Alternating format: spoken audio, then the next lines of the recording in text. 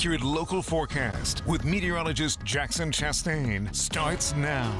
Very nice start to the day here in New Bloomfield. Few high clouds here and there, but nothing that's going to cause any kind of trouble. Sitting in the mid to upper 60s this morning, low 60s in a few places, kind of a hodgepodge here and there, but the overall trend is comfortable, if not a little bit muggy outside. That humidity kind of remaining. Yesterday, we had some more extensive cloud cover. That kind of prevented us from reaching our potential in terms of warming. Now, we still hit 85, the average is 86, so pretty close to where we should be. However, with less cloud cover today, should get closer to the upper 80s, maybe even 90. We'll see how things kind of shape out in the afternoon, but this is going to be probably the big day of warming ahead of what we're going to see of a more turbulent pattern. We've got two low pressure systems, one situated over the Dakotas, one over Illinois, Indiana, both making their way off to the east. One of those bringing a cold front into our neck of the woods, actually a cold front plus a severe weather risk. And I touched on this yesterday, but today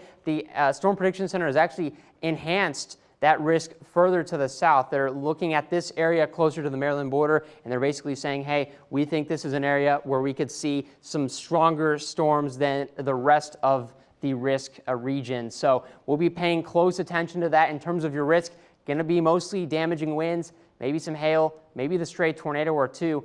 Timing right now looks like this. We actually have some storm chances on Sunday. That's going to be closer to your dinner time, reaching the western fringes of the mid-state, starting to kind of dismember itself, dismantle itself once it gets closer into the bulk of our population centers, Harrisburg, Lancaster, York.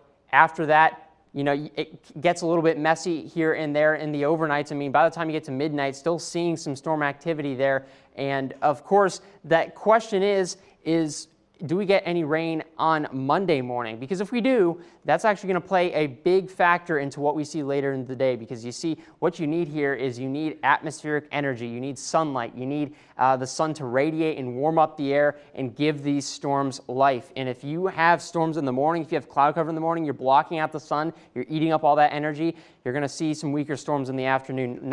Right now, not looking like that'll be the case. And by the time you get to about dinner time on Monday, starting to see some of these stronger storms making their way on through. Now, it should clear out relatively quickly within a few hours, but still something to watch out for. Rest of the week, kind of cooler outside. And then, of course, I think for August, this is probably as good as it gets. Still a little bit muggy out there, but no major rain chances other than that one on Monday, Kayla. So that's good news. Yes, definitely good news.